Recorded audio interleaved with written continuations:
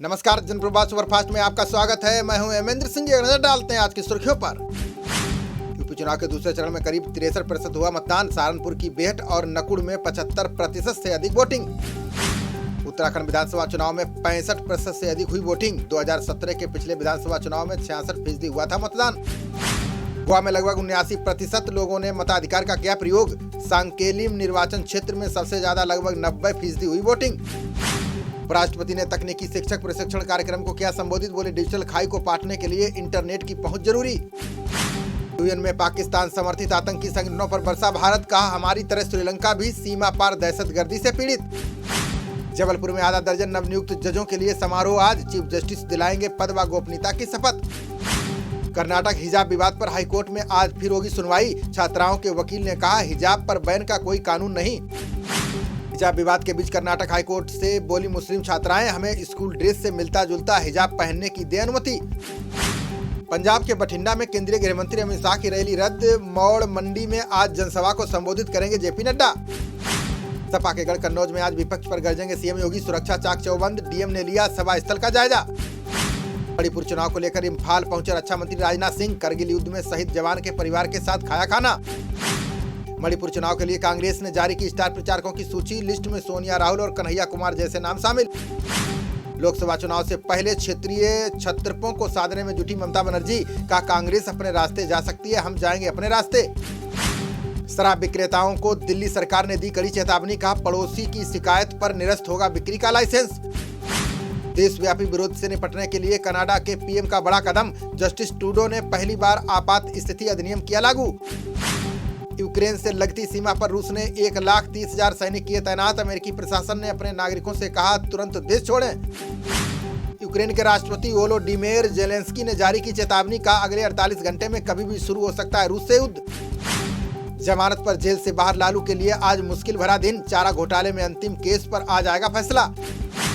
12 साल से बड़े बच्चों को जल्द लगने शुरू होंगे कोरोना के नए टीके। केंद्र सरकार को आज मिल जाएगी कोर्बेवैक्स की पहली खेप।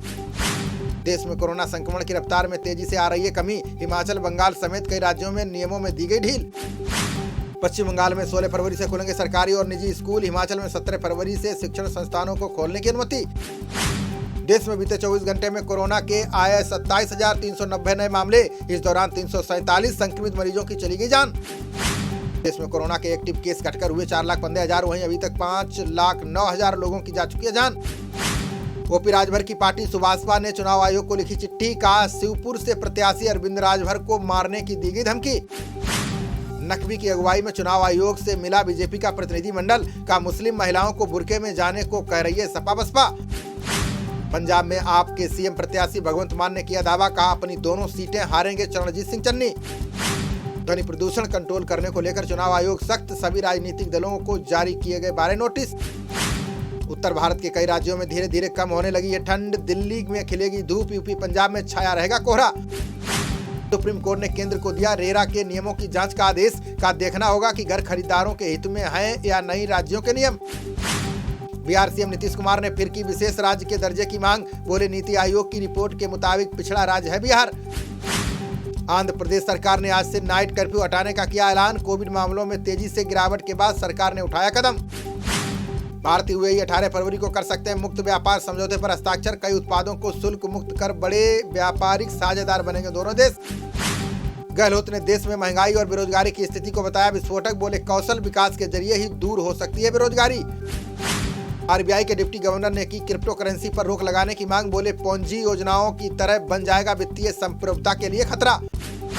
पंजाब पहुंचे राहुल ने लोगों से की कांग्रेस को वोट देने की अपील। बोले, राज्य में शांति कायम रखने में सिर्फ कांग्रेस पार्टी ही सक्षम। वसुंधरा राजे ने राजस्थानी को राज्य की राजभाषा बनाने की उठाई मांग। बोली, राजस्थानी भाषा दुनिया की समृद्धतम भाषाओं में से एक। भाजपा के राष्ट्रीय प्रवक्ता सुधांशु त्रिवेदी ने अखिलेश पर साधा निशाना। बोले, सपा के लिए भाईचारे का मतलब केवल माफियाओं का साथ। मऊ से मुख्तार अंसारी के बेटे अब्बास ने सुभाषपा में दाखिल किया पर्चा। बेटे ने प्रशासन पर लगाया मुख्तार को पर्चा दाखिल न करने देने का आरोप। टीएमसी ने बंगाल के चारों नगर निगमों में हासिल की प्रचंड जीत। भाजपा सांसद दिलीप घोष ने चुनाव में बड़ी धांधली का लगाया आरोप। रीट मामले को लेकर आज विधानसभा का घेराव करेगी भाजपा। गहलोत सरकार ने मामले की सीबीआई जांच से किया इनकार। बसपा सुप्रीमो मायावती ने भाजपा, कांग्रेस और सपा को बताया फेल। बोली अच्छे दिन वापस लेने में केवल बसपा सरकार ही सक्षम। झांसी पहुंचे अखिलेश यादव ने सीएम योगी पर साधा निशाना। बोले 2 चरणों के चुनाव में जनता ने भाजपा की निकाल दी गर्मी। प्रियंका गांधी ने बुंदेलखंड में कांग्रेस के लिए किया चुनाव प्रचार। बोली अपने वादों को पूरा करने में असफल रही मोदी और योगी सरकार।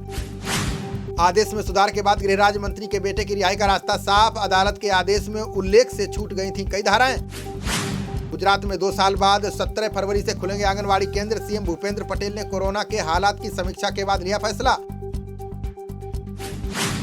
भ्रष्टाचार का आरोप लगने के बाद भड़के संजय राउत ने किया दावा। बोले अगले चंद दिनों में जेल में नजर आएंगे भाजपा के कई नेता।